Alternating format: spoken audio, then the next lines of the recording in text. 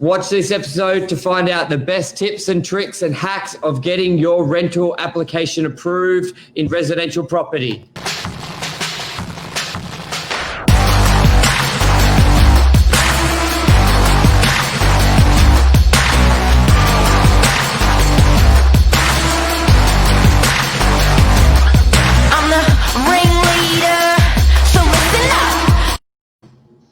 Good morning, everyone. Welcome to Morning Minutes, episode 302, with myself, Michael BURGIO, Mark Novak, all about getting your rental application approved. Good morning, Mark. Hey, buddy. It's getting competitive out there in the rental market now, certainly on the northern beaches. Hey, I do get a feeling it's a bit patchy, though. Out there, and what we're hearing from other industry members is that if you are sort of 15 minutes to 45 minutes out of the CBD, it seems like it's pretty busy with the rental market, and it seems like if you're in that core of the CBD, a little bit quieter. So your North Sydney, your Sydney CBD, your Neutral Bay, that rental market's a little bit quieter. But for the pumping rental markets, what are the hacks? Yes, just give me. I didn't connect through Facebook. Okay, but it'll be right. So I reckon one of the biggest hacks is preparing your rental application and having all the relevant documents, Mark. One of the biggest things with an application is a lot of the time the agents, until they have all your information, like a full set of documents, they won't really start looking at it, will they? Like, you've got to have it all ready to go. You got to have it all. Actually, the best one, when we were just talking off there, the best one that I liked, we'll go. There's probably 5 really, really good ones that were in that. One that I thought was really, really strong is when you go out and you are viewing the property, ask the question, who will be processing my application for the landlord? Who will be processing it? Take their first name, take their surname, because so many times you'll call the real estate office and you'll be bounced around between different people. And by the time they work out which property it is, who is the property manager, who is processing the application, you can really, really get straight to the core if you know the person that's processing the application. And first thing to do is when the application goes in and you've sent it in, is to call that person processing the application and get in their good books. Yes, exactly right. And just putting some terms here, what some good documents you need. So that will come in one of the other tips of following up as well. Now, a big benefit that just covers us up. Now, one thing I love with the application that we do is the online application. We're seeing more and more people use it because you can basically have it pre-filled. Mark, talk us about how it was typically done before we did online, before we did sort of video applications. For us, old school. So what used to happen is you used to write the message in long format, cut it with scissors and roll it onto a pigeon's leg. And then the carrier pigeon would fly it into the real estate. No, the traditional way was a pain in the ass, fill it out form. You'd have to email that in, fax that in. I didn't want to say that, but I have to. Yeah, I was around on the fax days. That was the traditional way. Now the one form way is good. Now that's hack 1 we've spoken about, or hack 5. What's your favorite hack for putting in a rental application into a property? Yeah, I reckon a great one is sort of the video personable call, but also you can incorporate that with your references as well. I think a lot of the time you do get a lot of owners who are like, who are they? What do they do? And I think a really good way to sort of rip down the barrier of just a paper document is a short video, who you are, who will be renting the property. Then I thought another way to really add on to that would be having your references as well. We see big time delays with the agent asking, like needing to call your employer, needing to call your other agent as well. But if you can do a short vid with them and say, boom, here's who I am, here's going to be in the property, here's my old landlord, here's the old agent, we're a great applicant, that could just, and then it's just a quick call or an SMS, is this you? I think that would really speed it up and it'll make you stand out as well. So with that hack 4, believe it or not, I love it for jobs as well. And I know when someone has gone to the initiative to do a video, a short, maybe 15-second intro or 30-second intro on yourselves, and you send that, that's definitely going to give you the heads up compared to the competitors when you've got your personality. I know some people go to the extreme of putting their photos on there. That's pretty cool. Going to the extreme of putting their Facebook handle and Instagram handle, that's pretty cool, or LinkedIn even. And then I think going to the extreme of doing that short video, super smart, because now you're taking it personal. Now you're making it real personal, and that's, it's pretty hard when you're assessing someone from a desk and you're going off this black and white paper or form. It's hard to get depth and personality. When you make it easy and you put that video and you put some social, it just shows you're not hiding anything. Yes, and great idea. And another tip as well is get your housemates in order. We're seeing more and more people share properties and along those lines. But we do see a big disconnect from the person who saw the property, builds a rapport with the agent, gets the documents in, but the housemate or the other people who will be renting the property, staying in the property, don't have their stuff together, or they're a bit of a behind-the-scenes lessee, and that's not good as well. Just before we go on, if you drib and drab the information to the person that's processing the application, you're making it harder for the person that's processing the application. So if you have it all in one nice tight bundle, much easier to say yes, because there's no request for information. Yeah, a couple comments. Hey, Luke, how are you? Affordable areas going well. I agree, especially if they're not near unis in the city, sort of the fringe. Northern Beaches, 30 minutes from the city, Westway, are really doing well. Are you doing online applications? Yep, we do online applications. We love it. Other agents doing it. I think a lot of one form has been a bit of a game changer through which I believe, does Domain accept one form, Mark? Realestate.com.au bought out one form. Okay, so it's exclusive to them. Luke says, I'd ask, the comment blue, I'd ask agents what it takes to get the property 100%, sort of get the feedback from the agent, price, length of lease, and what they're looking for. You know what a really good hack is, which I think should be number 3, is good old-fashioned rapport building.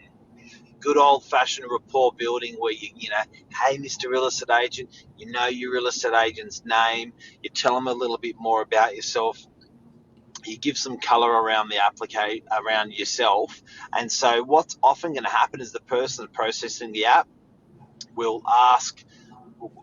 be the person at the open house, or if not, they'll ask the person at the open house, did you meet this couple? Yeah. Oh, they were lovely. I love those guys. So that's a really nice hack, just a good old-fashioned personality vouch. Exactly right. It's humans choosing humans, isn't it? So the video, being on time at the open home, having great rapport. I know a lot of systems now are sort of done virtually, but the old-fashioned face-to-face is ideal. Another great tip I recommend is also just being presentable, because let's face it, who would think about that? It's like a job application. Yes. Treat a rental application the same as a job application by being presentable, nice clothes, courteous, being on time, especially if you're going to be doing a private appointment, because you've got to remember the owner makes the decision, but it's generally based off the agent's opinion or view. So I think that's a really big point as well. Do you know what? And at the end of the day, I reckon the agent's got about probably 80% to do with it, and the landlord 20% to do with it, because it's a bit like a doctor's recommendation. Would you go against it? So Yeah. once the professional makes that recommendation to the landlord, often the landlord will say yay or nay based on that recommendation. So I think that, make no mistake, the agency side of things on choosing your application is going to be very strong and very impressionable on the landlord, whether they take you or not. So these markers, all these hacks that we've spoken about this morning, they are going to give you the edge to get that property. Definitely. And also with what you're saying before, following up, we know how quickly the market moves in rentals, from when people see it on Saturday to them being leased by Monday afternoon. So it's very key to follow up. If you want the property, don't rely on the agent calling you. It's very different, say, in a sales format where a lot of people complain that the agents call them. Rentals is very different. It moves very fast. The numbers are generally a lot higher. So follow up is key. And with what you said previously, Mark, find out who the contact person is and hound them. The right person, The right person is a great tip. And number two also is marry up the vacate date with your take it date. So the date, do yourself a favour and get that date right, because don't do it as to what suits you. There is a risk you won't get the property because the owner is going to be left with a vacant property. So try to marry up when that tenant's moving out of the property you want to go into, that you're going to take it within 24, 48 hours, and that minimise the landlord's vacant days, and that's a better chance your application's going to fly. That's a great tip, and it goes with what Luke said as well. Sort of ask what they need and what they want. I don't believe enough people are. They're always thinking about them, which is fair enough. It's just what we do. But put yourself in the owner's point, in the owner's shoes. When does it come vacant? When can you move in? And just see if you can make that work so you're the most desired candidate. That's a great tip, Mark. What else do you think?